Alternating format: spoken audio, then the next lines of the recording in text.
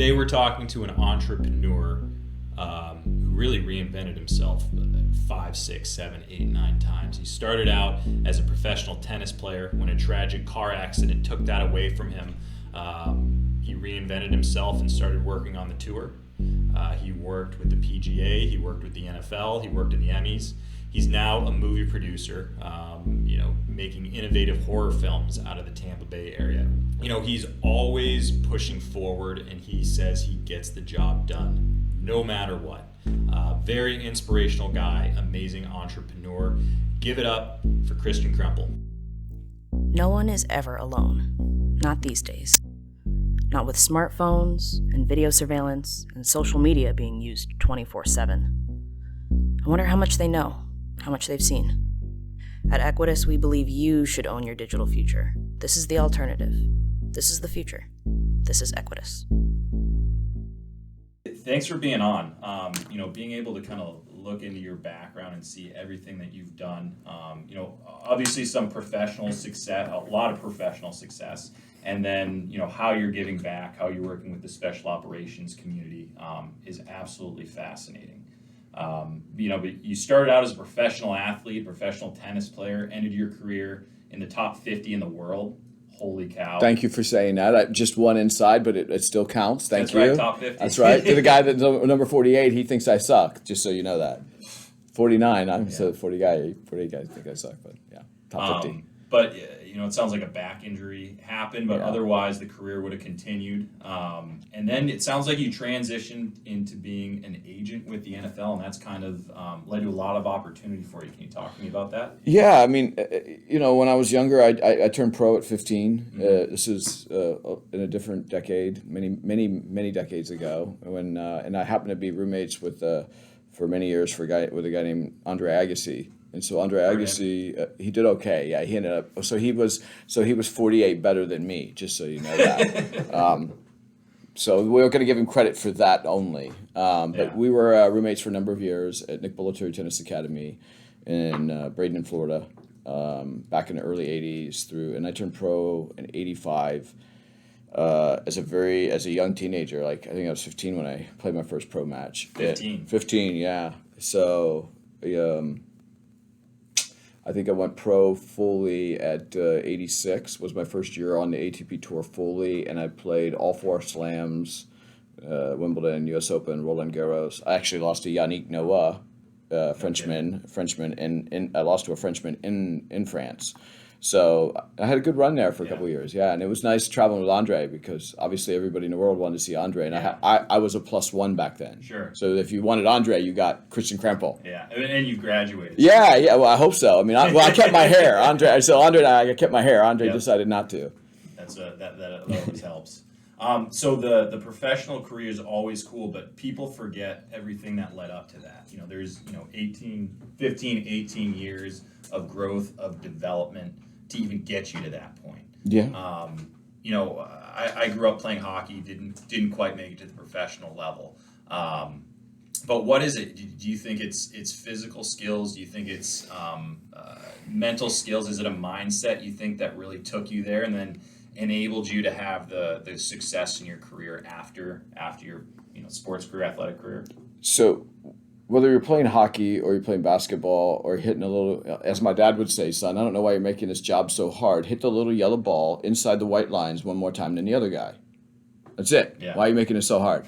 So I believe, it's an interesting, whether you're playing hockey, basketball, football, whatever, and specifically an individual sport, and I'll refer to golf and tennis, because in tennis we're not allowed to be coached during a match. This is. Oh, I didn't know that. So it's a game of geometry.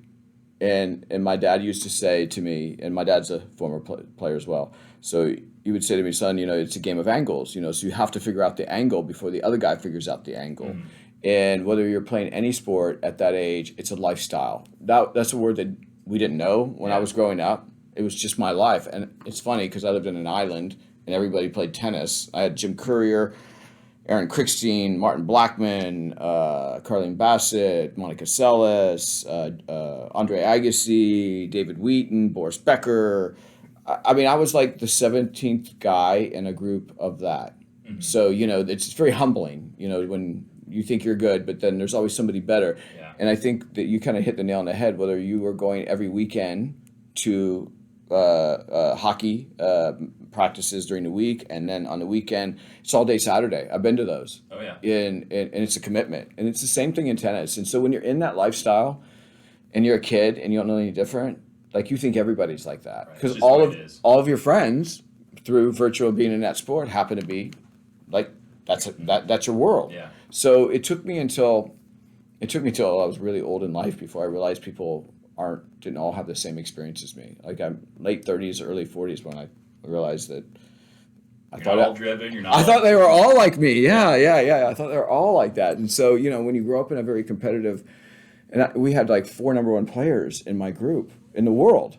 So that's a very competitive. Everybody was competing for Nick Bollettieri's attention, who was our coach back then. And I'm going to plug it really quickly. He has came out on Showtime 2 years ago called Love Means Zero. And I'm actually in a documentary.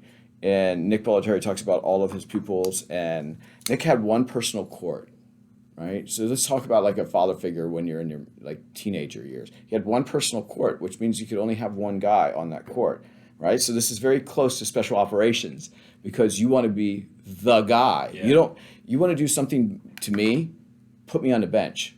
That right there. Don't piss you off, get you moving. Right? Absolutely. And so Nick had this one court, and everybody competed for Nick's attention. And everybody in the camp, the 212 people that were in the camp at the Bollettieri, all wanted to be, but he could only feed the balls to one person at a time. Mm-hmm. And so I strived, and in fact, as I got older, I realized that that was like psychologically, I was all driven just to that. Just to that one court. Just to that court, and if that meant winning at Roland Garros or winning at Wimbledon or Australia or Lima, Peru or wherever I played at the time, I just wanted to be there because Andre was there and Pete was there, Sampras was there, and I wanted to be there. So did you make it? Yeah, of course I did. Of course I did. Nick spent time with me, and it helped. My father was one of the original 14 investors in Nick Bollettieri Tennis Academy, so that helped a little bit. It got me some one-on-one time with him. So when you achieved that, when you got there, was it one of those things where it was like, all right, I got here, I can relax, or did it drive you even harder? So I don't think I've gotten anywhere yet. That's funny because I think the best that I have hasn't come yet. So when I was there at the time, I was sharing that stage with a lot of people. Mm-hmm. I don't like sharing. Like I don't like anybody touching my toys. Right. I don't want to share my time. Like when I talk, that's it. And that may not be for everyone, but for those that I want to talk to, they'll be receptive to that. So, my dad used to tell me a lot of things, and it's funny because, we all have these things that we lean on. And my dad would say to me years ago, work with those that want to work with you, son. Don't go. And it took me until I was like 40 before I realized I'd walk in the room and there'd be 50% of people, let's just say in a tennis court. I used to, because I played Davis Cup. So I would have people cheer against me every time I hit an error. It's a very odd feeling. You're playing, and when you hit the ball out, everybody in the stadium is cheering. Mm-hmm. And I'm there by myself with like one coach in the stands and maybe a girlfriend. Yeah. That's it. And so, that's the mental toughness that you brought up. Mm-hmm. I think at anything, whether it's special operations or it's hitting a little yellow ball inside the white lines one more time than the other guy, you just become another guy when you need to become another guy. Right. And you do whatever. If they say run 1.2 miles in 2 minutes or whatever it is, you do that. You do what's required. And so, I think that was like the work ethic for me that kind of established all of these things that happened later in my life. Yeah. Everyone thinks, oh my God, I want to be you. Like, no, you don't. I mean, are you willing? As you know, I sent you some articles today that I don't share with anybody. But I was the youngest ATP Tour tournament director in ATP Tour history at the age of 26. And not only was I the youngest, but I was in a country that was in the middle of a civil war. We had a Japanese descendant president in Peru named Alberto Fujimori, and he became a dictator. And we had the Shining Path and the Sendero Luminoso, which was a leftist Marxist organization. So here I am. It's a very stable area. Yeah, very stable, right, very stable. Here I am, blonde hair, blue eyes, 25 years old, off the ATP Tour, the protection of the ATP Tour. When you're on the tour, you stay in official hotels. It's a homogenized experience. Like, I see the Eiffel Tower, but I see it the way they want me to see it, not with the people. So, now I'm not under the protection of the ATP Tour anymore. I'm in Peru. I started in Argentina. After my tennis career ended, I went to university, let me just kind of preface, finance degree, and then I went to go work for a company called IMG, or International Management Group, who happened to be my agents and Andre's agent and the biggest sports agent in the world, agency in the world back then. Is that related to IMG Academy? So IMG Academy, I love when people ask me about this. So IMG Academy in Bradenton was where I grew up playing. It was called NBTA, Nick Bollettieri Tennis Academy. Oh, and so in okay. November of 87, if you look it up online, November of 87, Nick, because he's on his 8th wife, sold, great coach, terrible husband apparently. But Nick sold to IMG in November of 87, I think it was for $12 million, around there. And so I was actually just turning pro on the tour that year, and I came back and the sign changed. And that's how I knew. Like, I was unaware of that. IMG was my agents back then through default of Andre, because I picked up whatever he had. Right. And when I came back, it said NBTA/IMG Academies. And what's happened over the years, and you'll see in the documentary we talked about, Love Means Zero, is that Nick's name's gone now. And so I say that from a legacy standpoint. When you're dealing with anybody in life, know what you're dealing with. First and foremost, what is their agenda? And I think Nick, for 40 years, has mattered. And now his name's no longer... It's gone. It's gone. But even look at IMG, Mark McCormick. He's gone. I worked for IMG. I know you did. It's Dan O'Shea. Yeah. We worked on it was the Extreme Games. What were we doing back then? Mile 7. Yes. After Quest. It was an adventure race. Made for TV event. Right. But even Mark McCormick, my former boss, whose claim to fame is the movie Jerry Maguire was based on, quote unquote, his life story, so to speak. But it's all, IMG is the largest sports marketing company in the world. They're into everything. They dabble into every sport. They own everything now. I think they've merged. Well, I don't think I know now. They've merged, and that'll be the Hollywood segment later. Yeah. But they've merged with Endeavor Group, which was William Morris Endeavor, which was the largest talent booking agency in Hollywood. So from Brad Pitt to Jennifer, like everybody.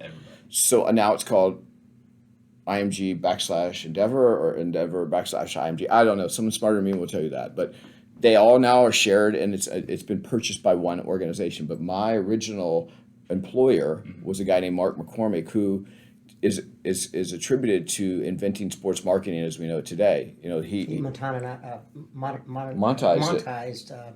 Arnold Palmer. Yeah. That's right. So he basically did the mathematical calculation. Because Arnold Palmer was dominating the tours, and they were spending so much camera time because he was always winning. Sure. But he was winning prize money. But he came down to the logo on the shirt gets so much airtime, he could monetize it, and he's the one that created the reason. You have that today is because of him. He monetized. I thought you were talking about the endorsement deals. Well, no, I was thinking about the lemonade. I thought he got the perfect combination. No. Oh, the Arnold Palmer lemonade, the drink. We should have done that one. Damn it, I should have done that one. This is the millennial. There was this. No, that's good. Jesus, I'm old. I'm 52. I know so. You know it as a tea mixed with lemonade, but. But no, that was a real story. That's how Mark McCormick nicely done. Went back and basically said, whatever logo's on that shirt, it's worth X dollars. And right. He was charging outrageous sums. And he's the reason that athletes, he created the professional He sport did. class. He created sports marketing as we know it. And so I'm a direct descendant of the original sports marketing. The reason why athletes today seek Nike or Reebok or Adidas or Lotto or Lacoste Sportif or whoever it may be is because of Mark McCormick. So he wrote a number of books, what they don't teach you at Harvard Business School, what they still don't teach you at Harvard Business School. I mean, they're great reads, and they were mandatory if you came on board. So I know IMG both as a talent, as a client, and I'm one of the few that transition, because most tennis players that get hurt or most tennis players that retire go into continue coaching or some derivative of the same sport. I turned my back, and I've done that, as Dan O'Shea knows, I've turned my back on a number of things throughout my life. And I didn't want to be known as the guy that was 49th ranked player in the world. That wasn't enough for me. Is that why you turned your back and went a new direction? Yeah, I thought there was more in me, man. I thought I was the best player in the world, to be honest with you. Yeah. I thought I was the best player in the world. And I never got that opportunity to show that. Unfortunately, I was involved in a car accident by a drunk driver, and it broke my neck in a couple places. And at a tournament in Orlando at the Prudential Bay Securities Classic in 1987, and I've had 18 spinal surgeries. on my and for me, at that moment, and you guys have to understand that the medical technology in the 80s, I mean, they didn't even have MRIs. I had to wait for one to come in on a mobile on a tractor trailer. So were you conscious? Like after the accident, were you conscious, or were you? I mean, I don't When did you know. I come don't to? know, dude. Like over the years, like I've tried to compartmentalize so many things in my Yeah. life that I don't even know. I don't know. I mean, I remember like the fireman. In my mind, he was like a big guy, really heavy set. Yeah. And I remember my first vision was like it was snowing, and I was driving a 911, a Porsche 911. I had just signed a new deal at that time at 49th ranked player in the world. I signed with an Italian company who Jim Courier came with me, Really? called Diodora. Mm-hmm. And I had just signed with Diodora, and they wanted some American blonde hair, blue eyed faces to expand into America, which I'm still with today. Diodora still sends me my clothing every quarter. Yeah. Thank you, Diodora. And so they gave me $50,000, which in 1986 dollars was, It's a good chunk of change. I bought a Porsche, a brand new 911 for $32,000. Just so you know that. Yeah. I don't know whatever that means. Like I know I went to finance, but it was a long time ago. So I bought this car, and I owned it for like 3 months. But I had committed back then. There was only facsimile and telefax. They didn't have email, and so we would have to sign up on a tournament 6 weeks in advance. So, and there's, just so you know, on the ATP Tour, there's 3 tournaments going on every week around the world, and that's so that the number 1 player never plays the number 2 player except at Grand Slams. That's why it's such a big deal when you see it. Because if I sign in 6 weeks, we wait till the drop dead deadline, a facsimile would come through in a roller paper wherever I was. It would say, Pete Stamper signed into Monaco. Of course he did, because it's Monaco. It's a great place to go. So when he went to Monaco the same week is Tashkent, Uzbekistan. I went to Tashkent, Uzbekistan to play there because I didn't want to play Pete in the first round of Monaco. I wanted to play where I would advance. So it was that'll me ruin your hedging my ranking, bet. right? It would, because you know that yeah. the marquee guys are going to go to Monaco, Sure. Monte Carlo. The less marquee guys are going to go to Tashkent, Uzbekistan, like me. So there's a whole strategy to setting up So there. that's right. You just brought it up. So it's a strategy, and then 6 weeks out, you'd sign up. And so I bought this car following a Diodora sponsorship and an endorsement deal, and it was sitting here in Sarasota. And so I was playing in Europe for a while, Bundesliga at some time, which is the German league. I signed up, and I think they paid me $50,000 to play for 2 weekends. So, which back then wasn't bad, I thought everybody got $50,000 at that time. 50 grand, you show up, you hit a couple balls. If you lose, they give you some drinks, and it's all good, right? So, for me, I bought the car, and then I couldn't wait to drive it. I was 18, almost 19. I had a 911 red. It was sitting in. It was you gotta remember this is during the Miami Vice days, so it was like this was hip, right? It was hip. I'm old, so I couldn't wait to drive it. So I signed up for a tournament in Orlando in the middle of the summer, like an idiot. And anybody that knows anything about Orlando, Florida, in the middle of the summer knows the last thing you want to be doing is hitting tennis balls at 1 to 7 in the afternoon. But Heat stroke.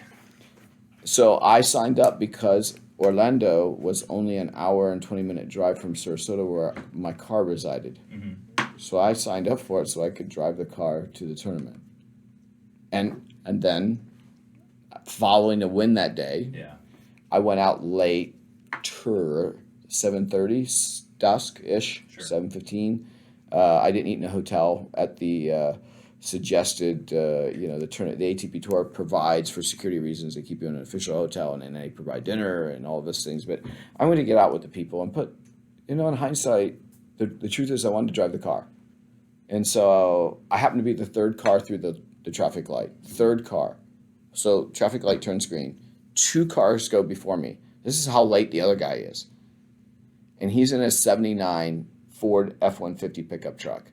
And I don't know if anybody in here remembers that. Now, because I'm old, and I'll say that on the podcast. But they were metal bumpers, and I don't know who developed at Ford decided to put a bumper as metal. And so he hits me in the left front-hand quarter panel of my 911.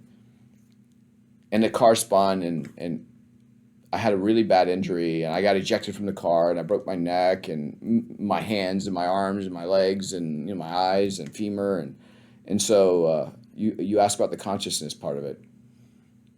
I remember a big fireman in the ambulance. And he had I think he had my ID, and I don't know if I remember it correctly because I don't know what's real anymore. Sure. So I think he had my ID, and he was asking me my name, and I remember going, it was almost like an out of body experience. I remember like looking at him going, why is he asking me this? You know, like it Wasn't sure what happened. It was so overwhelming. It was so overwhelming. And then, from there, it was just like one bad experience after another. It was like put him on this metal slab so we can, this metal slab table, and they cut all my clothes off, and I'm by myself. Nobody's there, and they're doing like CAT scans, and then they brought an MRI in on a tractor trailer, and I'm like, I'm by myself, dude. My parents were in Europe at the time. Yeah. They had nobody to get a hold of. There were no cell phones back then to call anybody. Nobody knew how to get a hold of anybody. And I just, it was a really, if I could express like where my drive came from, like definitely in that time, I had massive major surgeries by myself. And I think that I said to myself, if I get out of here, I'm not going to waste my time. I'm going to be the best dude I can be all the time. And I only want the best people around me. And nobody gets to be around me that doesn't have that same mentality. Mm-hmm. And we're only limited by our own mindset. Back to your hockey, you're no different than me. You played hockey every weekend. You practiced during the week. Right. You shot on goal. I hit a little yellow ball. You threw up. You worked yourself beyond exhaustion. And for some, it pays off in a pro career. And I thought that's what I wanted. And it's funny that these things in my life have happened, like that tragic accident that seemed at the time to other people like, oh my God, you're never going to be able to play tennis again, because I'm up all together with titanium, and I can't see the ball, and I can't move my head and all that stuff. So I can't see the ball toss. So there's none of that teaching or any of that. So I turned my back on that completely, and I went back to IMG, and I used Andre, my relationship at the time. And I went to University of Florida, got a finance degree in the interim. And then I went back to Andre, and I said to Andre, I could put some like little nuggets in his ear, and I'm like, dude, they should hire me. I mean, for God's sakes, I'm a former player. I mean, Jesus, I should be in there. So Andre at the time was the number 3 ranked player in the world. They're making $100 million. He had Canon commercials. He had Gatorade. He had Wheaties. He had $100 million. He was like next to Jordan, the highest paid athlete on the planet. And so Andre said that to the senior, Mr. McCormick, I'm assuming, or Todd McCormick, his son, because I got a call from Todd McCormick saying, hey, man, you're going to come on board. They paid me $18,500. And basically they gave me a job so that they would go back to Andre and say, we hired him. So when I came into this environment, there were 2 other dudes in the room. There was me and 2 other dudes. And they went to these fancy colleges. I don't remember, but because I only went to University of Florida, so I can't spell Harvard. But they went to like these really fancy colleges because their dads were like, one I remember their dad was president of a major pharmaceutical company. Yeah. So you can see from an IMG standpoint, he was a sponsor. That pharmaceutical company was a sponsor of one of our golf events or Wimbledon or cricket or one of our events that I was unaware of. And I walked into the room and they said, hey, John Everett, Chris Everett's brother. Chris Everett was a tennis player. Mm-hmm. And so John Everett was there, and he was a big agent at the time for IMG. And he said, hey, out of you 3, I'm going to keep one. The one with the best numbers at the end of this, event, and I need you to sell. And I looked at the other 2 dudes, much like the Skyman conversation we're going to have later about Joshua Tree. I looked at the other 2 dudes, and I remember every day at lunchtime, these 2 guys went to like the same postgraduate school together at the same time, and I was the odd man, and I'm the former player. Oh, he's just a player. He maybe used to play. So that he's put a little talented. chip on your shoulder? I've always had a chip on my shoulder, dude. Like, it's never going away. So, and they would go out every day for lunch. So when they'd go out for lunch, I'd make phone calls. And they gave us the opportunity at the time, it was a long time ago, it was cold calling. And it was like sponsorship and ticket sales and blah. And it was a grind. It's a grind. And you're not going to remember this, but there was a thing called a phone book. Heard of those. Right? So this is a true story. And I walked in, and there's us 3, and then there's John up front. And we're doing the Chris Everett Pro Celebrity Tennis Classic with George Bush and Danny Sullivan, who was a Formula One, an IndyCar driver, and all these, and Darryl Hall and John Oates. And it was a celebrity made-for-TV event. Now, it's my first event I've ever worked on in my life as a as a worker, like as a executive. I don't want to say executive, as an employee. Sure. Because I was so far down on the pole, the janitor could have fired me. Like, I was just there because they had to check the box. Yeah. And so when we walked into the room, they wanted to do a lead list, and they said, they want to go through the whole phone book, A through Z. And I said, you guys like going to lunch, right? Look, dude, you guys can have the entire phone book. I'll take P. That's it. And he go, well, that's it? That's all you want? Yeah, that's all I want. And I'm in Boca Raton. Yeah. So they agreed. John Everett went to lunch. Everybody was like, wow, that was a really quick lead. Like, came back, what was P? Physicians, plastic surgeons. I was gonna say, you did your right? research. Exactly, in Boca Raton. So I booked everybody. And those two dudes aren't around today. I don't know where they are. God bless them. And then I started a career in South America and Africa and then Europe. And from that one opportunity, because I chose that piece. Like, there's no jobs. There's like a job description. Anybody that knows anything about being an entrepreneur can write a job description, and that's just kind of like a checklist, I think. Like minimally, if I do this is it. But I've never done anything to the minimum level in my life, ever. So like I go, so that I got. Okay, you know what we should do? We should do a da da da da da. And so I've continued to add to it over the years, and I take people to that place where if I know I'm in the exact spot I should be when I go to Westmoreland, or I go to you, or I go to Dan, or I go, when I tell you what I'm going to do next, your stomach turns just a little bit, because that's the uncomfortable spot, and that's where real change happens. And everybody likes to say that they want to embrace change.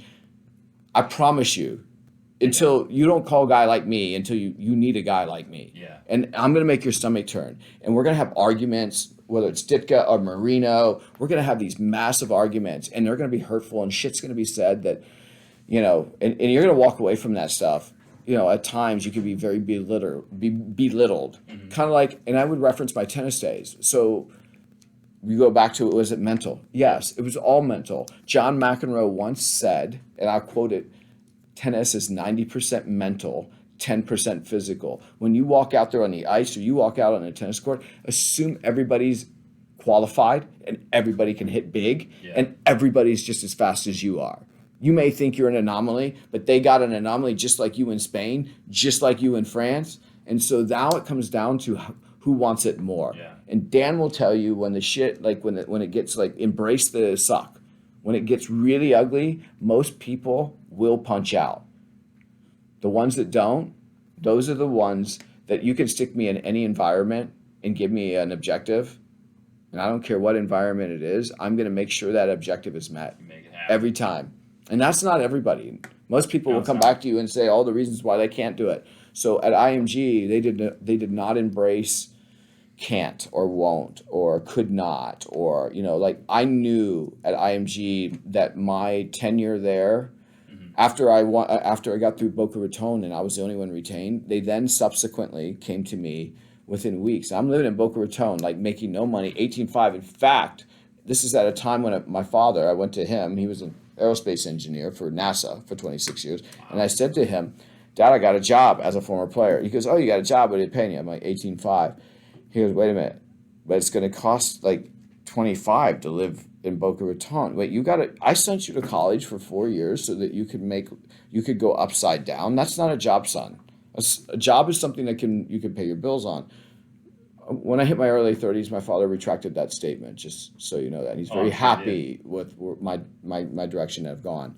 But it goes back to mental toughness on any of it. And whether it was tennis back in the day, or that it was my transition for a few years into golf, where I took over the Skins Game event, which you're not aware of, but it was the most watched televised event for like 8 years, I think. And it resided on, and the reason why, it doesn't matter why, at the end of the day, it was the most watched event back then, because it was on Thanksgiving Day, always, and and everybody in this room has family around at Thanksgiving. You have one of two options back then.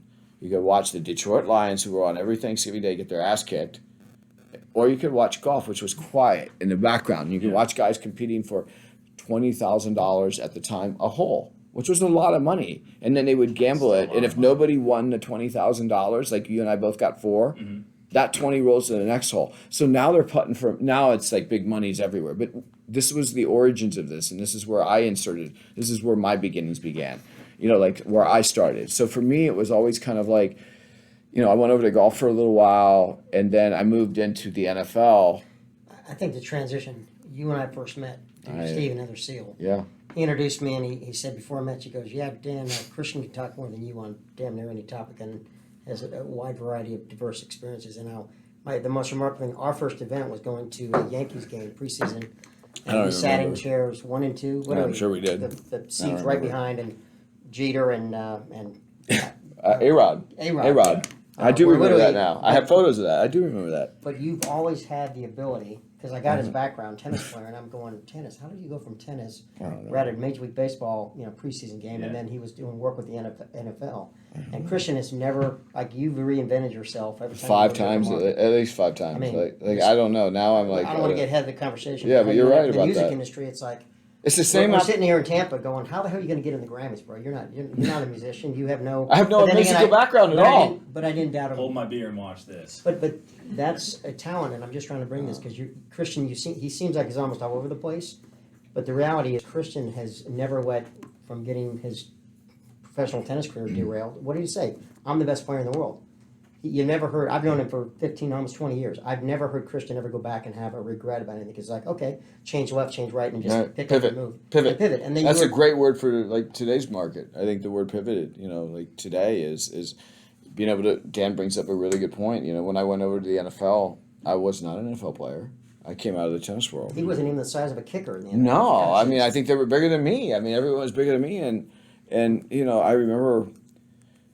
I created an opportunity one time and it goes back to being able to deliver on your word, no matter what, you have to deliver on your word, even if it costs you money and you lose and you have to write a check out of your own bank account, which, as you know, Dan, I've had to do large numbers out of my bank because I either miscalculated or I didn't get the money in before the event. And so then I would go out and make these commitments, and I got a phone call one day from a guy named Jack Youngblood. And Jack, as you know, you remember Jack? Jack's a Hall of Famer from the Los Angeles Rams, a former Florida Gator. And he had heard about me through the grapevine. And one day I'm at an event with him because I did a lot of these pro celebrity classic golf tournament type things back then where there'd be Yankee greats. And we're going to tie that in to this film business because that's an integral part. So there'd be these Yankee greats, and it'd be Bears greats and all these NFL greats, and then and then I'm a tennis player. I'm the lonely tennis player. I don't even feel great because if Courier showed up, I felt like I was the fat girl. I was they all want to talk to Jim. Wait a minute, I used to beat Jim all the time in practice. I just didn't play him in a tournament. Right. So I think being able to pivot into that environment. I got a call from Jack one day. I met him at a pro celebrity golf tournament, and this is back. You guys have to remember, there was a brain concussion syndrome going on in the NFL. A narrative. CTE? Yes, CTE. I don't want to give it an exact time frame, but I entered the NFL in 2004, 5, something like that, a long time ago, and I knew nobody. And I met Jack Youngblood, big imposing character, 6'6", still looks like he could play today, as Dan will recall. Very good looking, imposing cat. And he said, "Russian?" I'm walking with him one day, and I was thanking him for the opportunity of doing this event with him. And he'd seen me operate for 4 days at this private event for super rich people. And he had I remember it was back then it was a flip phone. There was no smartphone. It was just little. The old Razor. It wasn't Got the a Star Tab. It might not even Razor. It was a Pebble or some shit. It was some little Nokia, Motorola, whatever. It was a flip phone. And I remember we were walking, and Jack. Anybody that knows Jack, he talks really he's from the country of Florida. Kristian. He was on the phone. Kristian, talk to Roger. We could use a guy like you. It was like John Wayne style. Yeah. Right? If I was making it up, because you know him, Dan. It's like John Wayne. Roger, I didn't know who that was. Who? Anybody in the room think who Roger is? Talk to Roger. Stall back. Yeah, you guys are young. So Roger Staubach, yeah, was Navy grad, Naval Academy, Yes, Naval Academy, Heisman Trophy winner. yeah, Heisman Trophy winner, Hall of Famer, Yeah, absolutely. won 3 Super Bowls with the Dallas Cowboys, one of the most America's team. That's right. So Jack handed me the phone, and it was Roger Staubach on the other end. And Roger and the Hall of Famers were heading up. There had been this concussion syndrome that had been going on for a long time in the NFL, and the rank and file guys were affected, but the Hall of Famers obviously were getting paid regardless because they're Hall of Famers. But they felt compelled to help their teammates. The guy that was the left guard or the right guard that helped protect his blind side while Dan threw the ball to Duper and Clayton. Yeah. The reason why he's in the Hall of Fame. So they lent their names to the cause. And I got this phone call, and they said, hey, we've got this thing called Gridiron Greats, and it's an assembly of all the living Hall of Famers. There wasn't one living Hall of Famer that was out. They were all in. It was whether Joe DeLamere, Jim Kelly, Troy Aikman, Len Barney, Merlin Olsen before his death, like all these guys that. And so they said, and Roger, I get the phone, and it's Roger Staubach. You have to understand, I'm from tennis, dude. Like I grew up watching Roger too. Mm-hmm. And so he's a bit of for me, he's a hero. And so now all of a sudden there's a phone handed to me. I said, hello? And he goes, so Jack says we could use a guy like you. Are you interested in coming over to work for us? I said, sir, I'm sorry, Roger Staubach? What does that mean? He goes, well, we started this organization called Gridiron Greats, and we're going to lend our name to the rank and file, the guys that helped get us there, because they're the ones that, we're still getting paid, but those guys at right guard and left guard and tight end and all the guys, the rest of the no-name guys, they need to pay their water bill and their electric bill, and they've got issues, and the league has turned their back on them. Mm-hmm. So we've taken our names away from the league, and we won't show up to any Hall of Fame events. This was Carl Banks. Part of Carl Banks's, and you won't remember this because it was 2009, dude, and you were probably young at that time. But 2009, Carl Banks comes out that year. 2008, Carl Banks comes out that year, and his entire, and I encourage anybody to Google it, his entire Hall of Fame induction speech was about concussion syndrome. And he used his time knowing he would be immortalized. Knowing that so his bust is in the bust room, and everyone's got a play button in front of them with a little screen to give you like a snapshot of who they are, and his for the rest of eternity will be his speech on concussion and taking care of the rank and file, and that had a lot to do. Like I'm a big proponent and like a sucker for that stuff. Mm. I really want to help the guy to my right and the guy to my left because that's all you have at the end of the day. Right. And so it was a nice transition for me. To go into the NFL, and I spent 8 solid years at the NFL at 8 straight Super Bowls, and I remember my last Super Bowl until this one. It seems like I'm back involved again after all these years. Jesus. 2008 season, 2009 Super Bowl? No, it was 4. Was it a 4? I think it was 08. Yeah. It's like 12 years ago. The last Super Bowl. Oh, you're right. Tampa. No, you're right. Oh, wait. Sorry. Yeah. I'm getting mixed. I'm getting our Super It's Bowl. been a little while. So, yeah, we had a Super Bowl here in Tampa, and it was my, I didn't know it was my last year with the NFL at the time. And I had spent 8 years in the NFL working only with Pro Football Hall of Famers. Again, I had put myself in a scenario where it was an opportunity and it was a nexus. Mm-hmm. And it was the right narrative combined with my work ethic, because I deliver each time, and I take it personally. It's not a job for me. I don't even know how much I make. I don't know how much I make. Somebody else will tell you that. I don't do it for the money. It's just about getting it done. Yeah, man. It's about whatever the deliverables are, the executables, whether it's applying data and tech and to the consumer market. These people, you have to go out with the same drive and enthusiasm, because everybody on the other side, while we're sitting in here in the Hall of Fame, they all know there's a concussion syndrome going. Outside of that, they think everybody that played in the NFL lives behind gated communities. Like the world thinks that everyone plays in the NFL that played in the NFL lives behind gated communities and are set for life, and that's not true. In fact, they don't qualify for any health insurance. They're in the highest risk category. Emmett Smith, a guy, I don't know if you know him, but he was a running back, and he was one of my friends and clients. And Emmett was paying $1,800 a month because he was a high risk. He had a running back in the NFL for 12 years. As an insurance company, under those rules, why would you bring a guy like that guy onto your plan? Why would you do that? You wouldn't. Or you would put it into a point where it was a price point where it was cost prohibitive to the rank and file. So if it's 1,800 for Emmett, Joe DeLamiere, lineman who's in the Hall of Fame, he's probably didn't get paid Emmett's money. I'm just guessing. I wasn't his agent at the time, but he didn't get paid his money.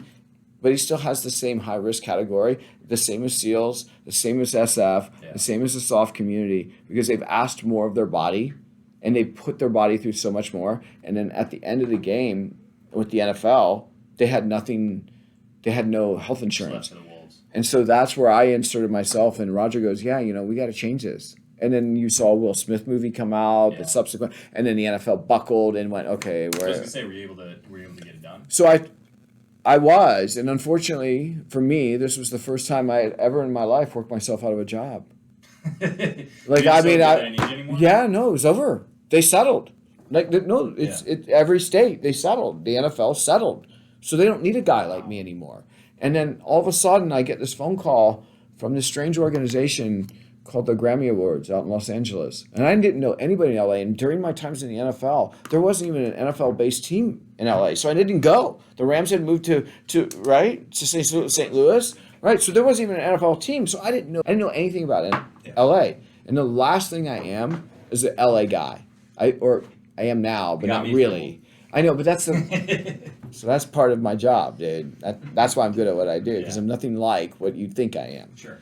So I get this phone call, and it's from strange organization. This is 2010, following the 2009 recession, and Super Bowl. And I get this strange phone call, and so I made him call me back 3 different times from 3 different numbers, and then I said, no, I need to know your main switchboard number, because I don't believe you. So I got this strange number, and I got the strange message saying, hey, I'm Dave from the Recording Academy, and we do the Grammy Awards, and I've heard of you, and we could use a guy like you. If you're interested, call me back. So I think it's a crank call, dude. Yeah. I mean, come on. LA? And then you call my cell phone? Sure. How did you get my number, first and foremost? Kristian, you and I talked when they first reached out. Yeah. I remember telling him, what are you doing? You don't know anything about the music industry. Don't know shit. Don't take my advice, because I've seen I don't. You're absolutely right. I'm not. I'm a musician now through. But tell him, share the conversation with Pitbull, because that was the interesting dynamic. Because he kind of asked the question, what is a guy from Tampa who was a tennis player, who was an agent for the NFL, what the hell are you doing trying to tell me about my business? Yeah. And that's a great tie-in through the soft community and the community itself. I was wondering how you get involved with soft community. Well, I don't know about that, but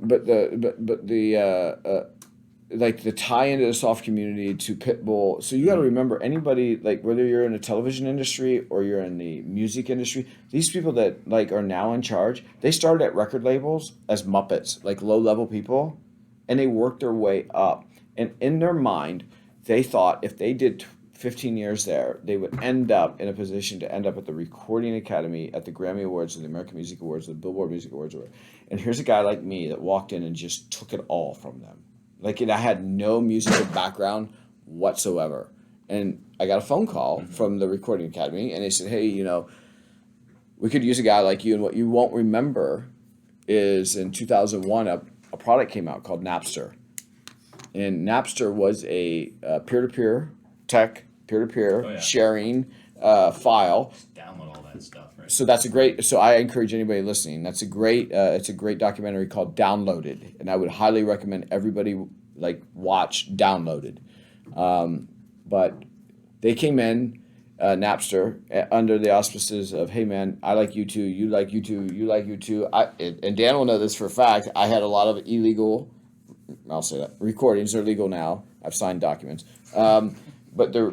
And I gave you I think a complete iPod. You gave me the old school iPod. Oh my iPod. God. I still have it, actually. It was thank you for that. No, I had every downloaded YouTube. Right, live shows. They were live shows. Yeah. And so they were live shows, and I don't know how I ended up in this world, but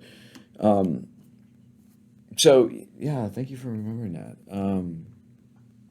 So I went into the music business, and Napster had come out apparently 10 years before that, and the Recording Academy existed like the NFL, off record labels. And this is before you, but you might have heard of Death Row Records. Oh, yeah. So back in Tupac, Biggie, Snoop Dogg, Dre. So I got to be friends with Dre and all these guys over the years. At the time, there were over 300 record labels in 1992 when 1992 when Napster came out, or 99 when Napster came out. There were over 300 record labels, and Death Row was one of them. I use that because that's a great, like, BET's got a great 6-part series right now that you can binge watch on the whole Death Row experience and how they came to light. But record labels back then, Eminem had one, every band had one, and what it was back in the day, all the mom and pop stores, along with Virgin Record. I know you don't know what I'm talking about, but there used to be record stores. I'm following. There used to be record stores, and you could go in and put earphones on, and you would hit number 5, right? And you would listen to the track of Matchbox 20 or whoever it may be. I know it sounds so weird now. And so that was all record label stuff, and they would pay. If a good record label, a national like BMI or Warner or Sony, they had all of Tower Records, Virgin Records, Best Buy. They had all the massive contracts. Yeah. But there were a lot of mom and pops out there that were tied together, and that's where Sub Pop Records from Nirvana, and Soundgarden, and all of the Seattle band. I'm looking at him because he looks like he's a little mild. All right, so Soundgarden. All right, so Sub Pop Records, if you know, like they were an indie label before the word indie existed. Right. So they went out and had these deals with all the mom and pops. They had none of the Tower, none of the Best Buys, none of the Target, none of the Walmarts, none of the Big chains. The coffee drinking place, Starbucks. I don't drink coffee, but yeah, those records. All those were like mainstream. Sub Pop went out and had all the mom and pops, pun intended, I guess. And so they signed some of the best bands. And I mean, we know out of Seattle, like the movement that happened. Grunge and all that. The grunge movement happened, right? And so then for 10 years, that took away, Napster came out, so now we're all doing peer-to-peer. It's like your software. I'm sharing my stuff with you. It's not an actual physical server, and this is where 65-year-old men in Los Angeles were disconnected, which is why I got a phone call. Mm-hmm. They realized after 10 years of fighting, they even had Metallica as their lead people. The last people on earth you would think would be fighting for intellectual property was a hard rock band named Metallica. Yeah. But Metallica became the front people of this, and I'm watching this all play out. I have no idea 10 years later I'm getting a phone call to address it. They think... Did you have to delete all your illegal music at that point? I don't know anything about illegal music, so I'm going to tell you. So they thought they were going to get the Supreme Court order and this thing called a server. The server back then, Yeah. if they could just get that server unplugged, all of it will go back to normal. We'll go back to selling physical product again. We'll go back to... But what they didn't understand is the genie was out of the bottle, right? Yeah, I mean, you we've can't all do that. realized that data, big data, it's out of the bottle. Mm-hmm. I mean, we know that now. Like, we know that part of our lives... From every Google search, doesn't matter if you do incognito, it doesn't matter. I mean, I don't care if you're on Onion or in your back. All of it now is being tracked. We're using these personal devices at a level that Hollywood has never been able to monetize yet. Describe how, because we talked about this years ago, how the record labels went from 300 record labels. Yeah, you're right. So today, any of the platforms or Grammys and watch old content and say, there's actually a time where Suge Knight's on stage, Dre's on stage, and Eminem's on stage, and all of these guys have record labels. And I didn't know the difference, dude. I was in sports. Like, I'm not in entertainment. So anybody that listens to music today on their device, personal device, I can trace it back to Napster. That's the origins. Napster was a little program by two friends of mine, Sean Dakota. Oh, you know the creator. And Sean Fanning. And so these two guys, Wow. in their early 20s, created a platform that was a peer-to-peer music sharing platform. They had no interest in stealing IP, aka intellectual property, as I've been told by lawyers, from anybody else. What they thought is what I was doing for Dan O'Shea when I gave you an iPod filled with U2, that you could live U2 shows that only I had from the soundboard of Bono or The Edge, who are friends of mine. So we had this like collection, and I gave it. But back then, Napster, you could upload those same things to Napster, and back to the tech thing, is it was communicating peer-to-peer, which meant even if you kicked the server and you unplugged it. Couldn't just unplug So this is what the Supreme Court, and this is a very valid, we're at that nexus right now in the television landscape, in the film landscape. Everybody in this room cannot remember what platform they were watching, whatever they were watching on last night. Was it Netflix? Was it Hulu? Was it Amazon? Was it Spectrum? I can't even find the stuff I was watching the night before, so I end up watching Shark Week over and over again. Because I can relate. My girlfriend comes in and goes, "You're watching Shark Week." Look at him come out of the water again. Oh my God, that's a big fish. So, I'm past the point of trying to get engaged in individual programming because people are consuming music, television, content. This podcast, they're consuming it, I'm sure, on 6 different platforms. And some of my, I did Joe Rogan a couple months ago, and he was on every platform. I had to download some platforms just to hear myself. So everybody's consuming in different. So it's a fragmented landscape. If we go back to music record labels or networks, let's just call networks ABC, CBS, terrestrial networks, ABC, CBS, NBC, Fox. Let's call record industry Warner, Sony, BMG. Let's call them the big people. Those people owned 80+% of the market, right? Fox, you remember when Fox came out. So there was 3 networks and it became 4. And then cable came out. So let's contribute the 4 networks and the 4 record labels. Those 4 record labels they bought Sub Pop, which was Seattle, all the derivatives, all the mom and pops. Kind of like what you see happening exactly today on, what do they call it, beer, the craft brewing. Yeah. So somebody thinks that it's oh my God, I'm not drinking an Anheuser-Busch because those big corporations aren't involved. I'm drinking this IPA from blah, blah, blah, blah. And really, Anheuser-Busch already bought them. And so they make you feel better because it's about package experience. Everybody, the consumer, wants an experience. So they want to feel like the money they spend that's right, is personal to them. There were 300 record labels. Within a decade, when I joined the Recording Academy in 2010, there were 4 record labels. And the reason why is because nobody bought physical product anymore. They weren't going to buy CDs. Physical product meant CDs. Going to a store, whether it's Best Buy or Virgin Records or Tower, and I don't know if you remember, there used to be this thing. It was silver and flat, and you get it in a package, and it was called CD, and you put it in a machine, and it played. So use those as coasters now. So the best. So just so you know, the best quality out there, better than any digital download you'll ever get. You think? No, I don't think. I'm going to tell you from an experience as the governor of the Recording Academy, and smarter people around me have told me about compressed audio and real audio. So no, the CD is still the best medium for audio files today. So today, there's a law that was passed in 1986, and I know this because as a Recording Academy governor, elected governor 2 times, I have the responsibility every year of going to what they call Grammy on the Hill. That's Capitol Hill. Sure. Just so all you the know laws that. So that's the one day all those dorks show up for the meetings because they get to meet Dr. Dre and me and Jimmy Jam and Prince, and because they get photos with us. And what we're in there talking to them about are multiple things.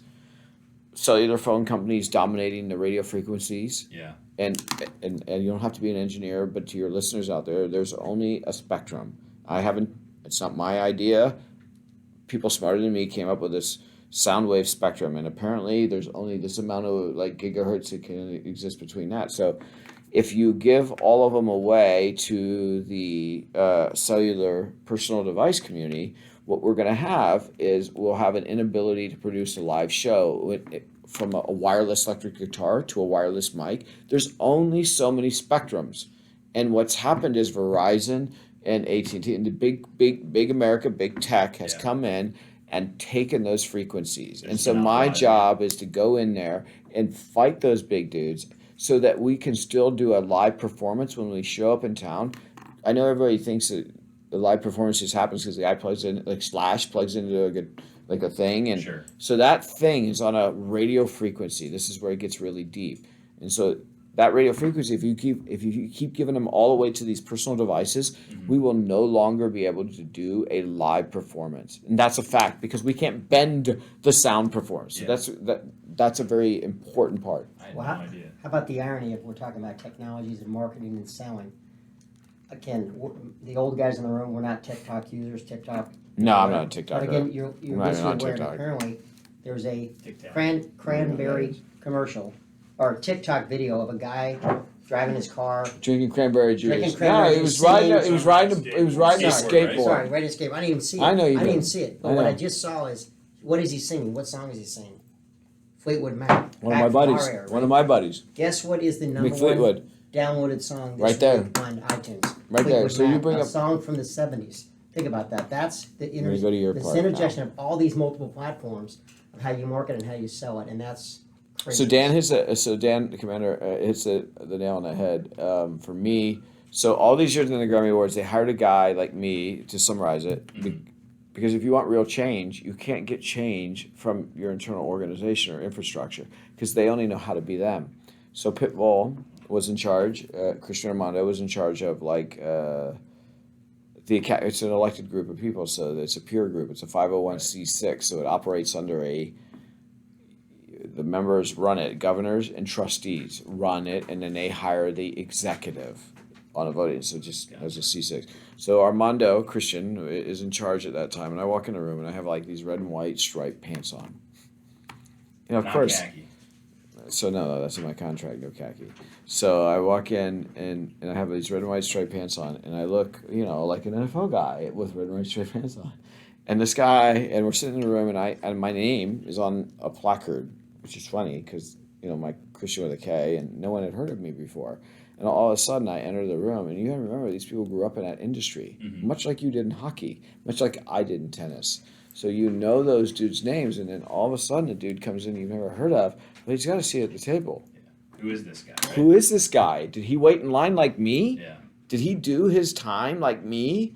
And so I automatically got elevated as part of my contract to like a certain level. Because if you really want change, and Napster had fragmented the recording industry, and then the 1986 Terrestrial Radio Act also diluted it a little further. So that act that Al Gore sponsored pays you 1/8 of 1 cent for every stream. What does that mean? So bless you, Kitty. Bless you. So we. What does that mean? I can go back to a time when there was a thing called a guy named Vanilla Ice. And he did this one song called Ice Ice Baby. He sold one song. He lived off that one song for 20 years, a really good life in South Beach at Star Island for 20 years, selling once, and he was a mutant Ninja Turtle for like a brief second, but that didn't work out well. So yeah, I know. So this one, so he sold that. So he's to be able to live a life. That metric had changed because in 1986, following Vanilla Ice and this Digital Media Act, not understanding the internet back then, because it has changed. So I think we'll all agree that the internet has changed since 1986. So Congress passed the 1986 Satellite Digital Act, and that paid 1/8 of 1 cent. What does that mean? So Drake and I were out at dinner one night, and it was just back in 2015. He had this song called "Call Me on My Cell Phone." I didn't even know who this dude was. I'm at dinner with him, and he says, "Well, I had 3 million over 3 million listens of this. I've never even heard this damn song. Call Me on My Cell Phone." And he said, "You know what I got a check for?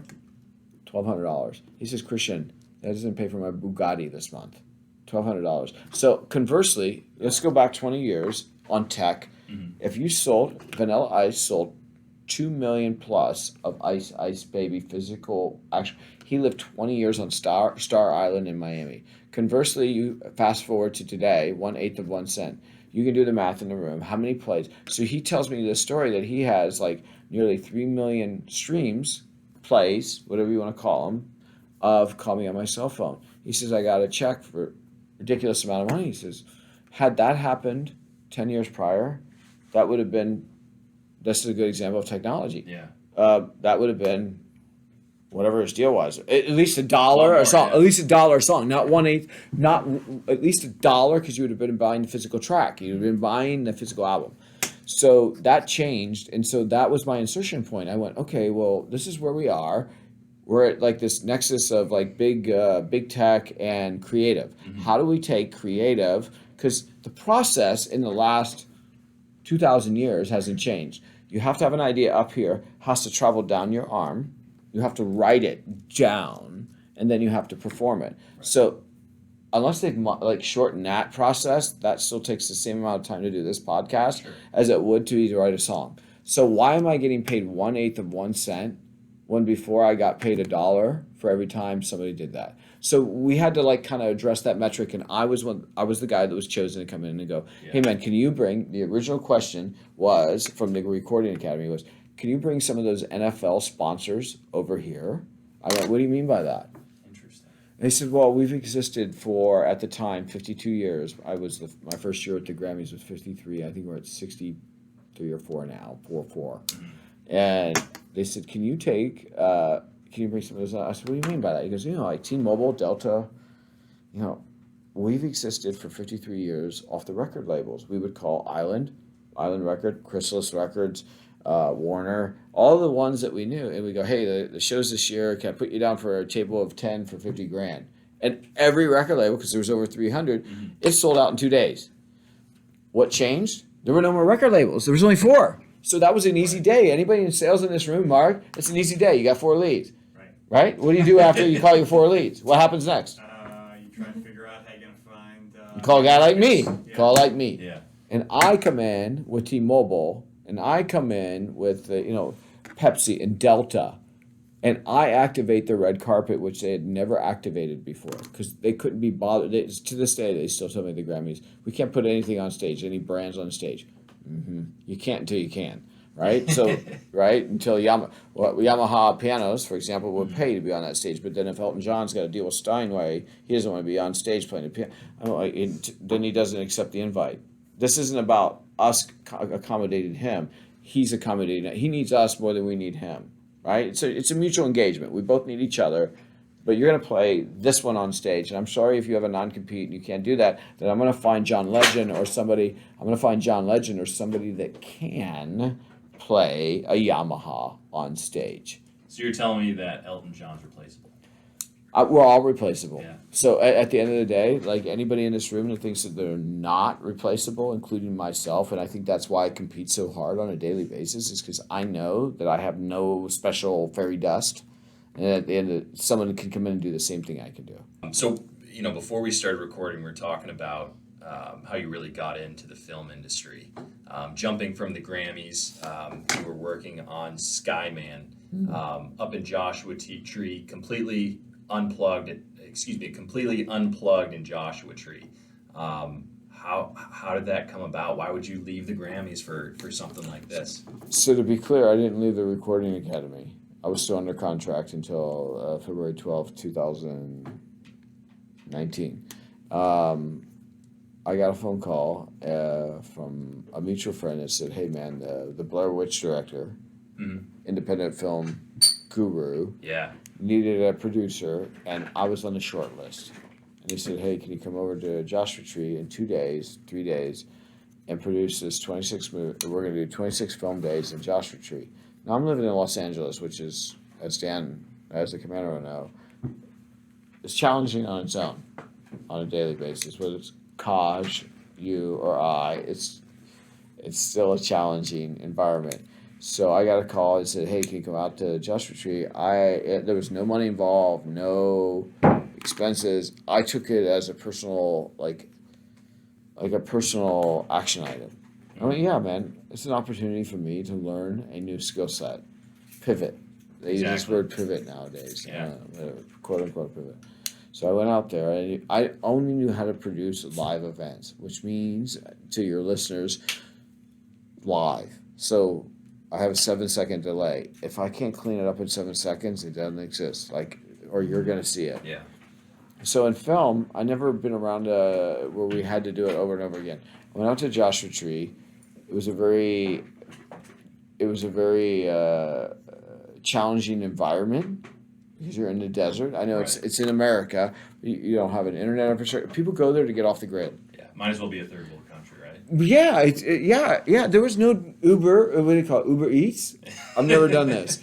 So there was no Uber Eats. We were out in the middle of the desert for 26 days in this bubble shooting a UFO movie, and it felt very family oriented, and it felt when I walked on that set after day 2, I felt like I was part of it, and I knew I had an opportunity to shape what happened next. Yeah. And so that was my entry into the Film Point. Like officially, I'd done the Act of Valor. I'd done a consultant on a couple other things, but this one, and I wasn't even seeking film.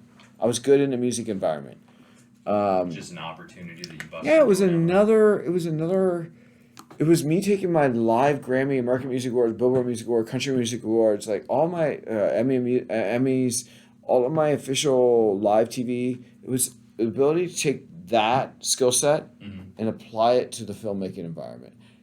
So they don't have that opportunity. Like filmmakers don't go over to live TV. Live TV doesn't go over to filmmakers. They're two individual sets of people.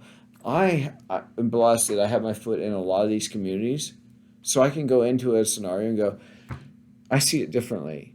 And maybe that's what makes me me. But I walked into that Joshua Tree and we filmed this movie in 2018 called Skyman.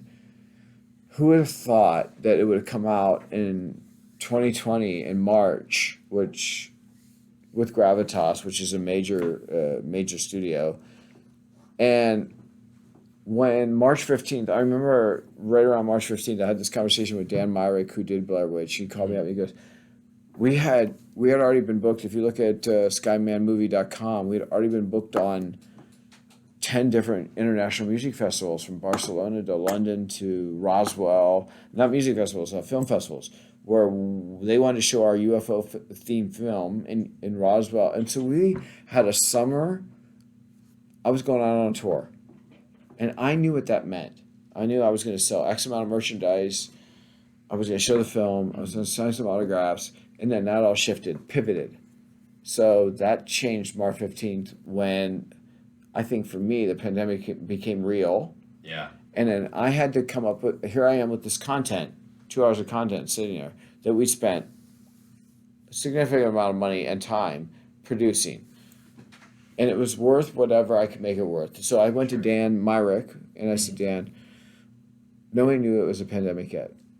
It was just it was just starting to happen. Yeah. I said, Dan, we're supposed to come out next month. I said, do you have any objective to me calling all the mom and pop drive-in theaters? Because we're a UFO movie and it's great to go. It's family oriented. There's no curse words in it. There's nothing like that. It's not that exciting, but it's a good movie. And Dan's like, you gonna call the independent movie? I said, yeah. Let's see if we can get them into drive-ins. This is before anybody else did this.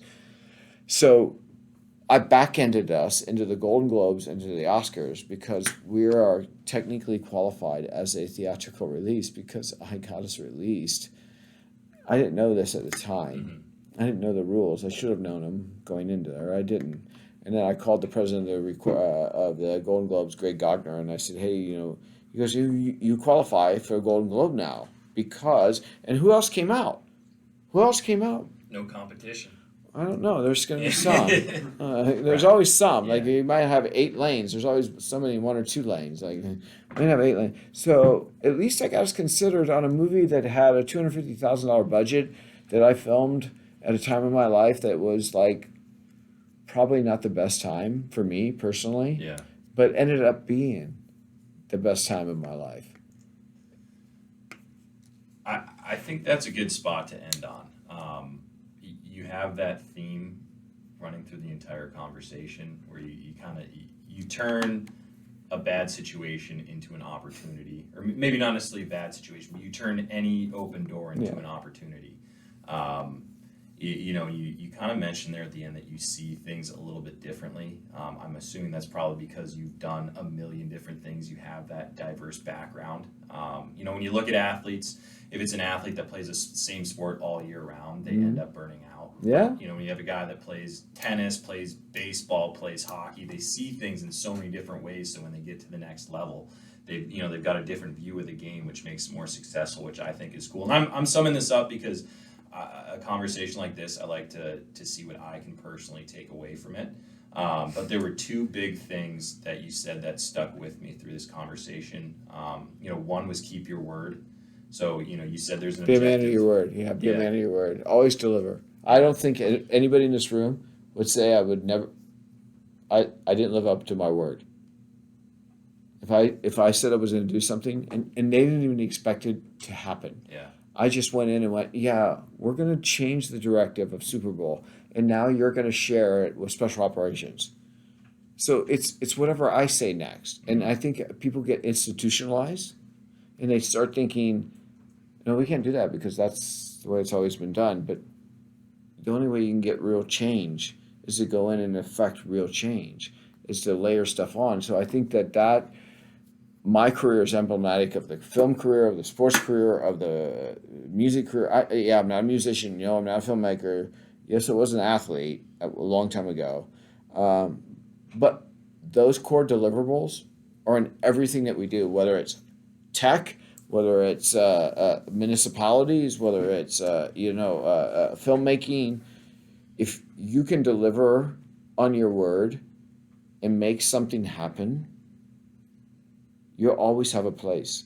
Always. I think you're spot on, and I'd like to end on that. I don't think anything else needs to be said. Kristian, thanks for coming out. Thank you, man. That's my pleasure.